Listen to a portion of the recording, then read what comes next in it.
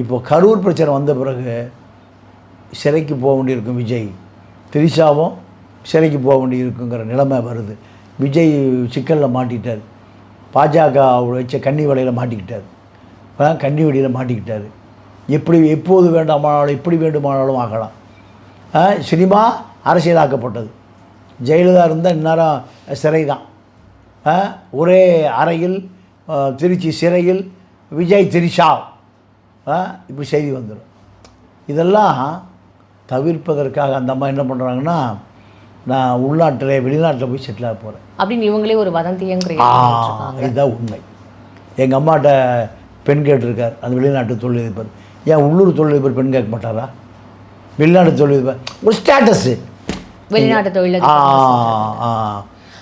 ஒரு வேளை பில் கேட்ஸாக இருக்கலாம், இல்லைன்னா சார் பில்கேட்ஸ்லாம் வயசாகுது சார், வயசாகிடுச்சு சார் பில்கேட்ஸ். இல்லைம்மா, அவங்களுக்கு வயது இந்தம்மாக்கு என்ன 48 ஆகி போச்சு. 48? ஆமாம் ஆமாம், 50 வயசு கிட்டத்தட்ட வந்துருச்சு.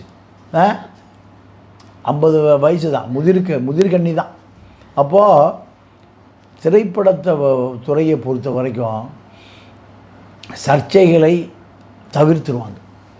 சர்ச்சை வந்தால் பயந்து ஓடிடுவாங்க. இப்போ திரிஷாவை பொறுத்த வரைக்கும் விஜய் கைதாகும், எப்போது வேண்டுமானாலும் கைதாகலாம். அதை எங்கே நம்மளை லிங்க் பண்ணிடுவாங்க. உச்ச நீதிமன்றத்தில் வழக்கு, உயர் நீதிமன்றத்தில் வழக்கு, மாநில அரசு தன்னை எதுக்குது. மாநில அரசு எப்போது வேண்டுமானாலும் கைது செய்யலாம். தலைமார் புஷி ஆனந்த காணோம், ஆதவ ஒரிஜினாவை காணோம்.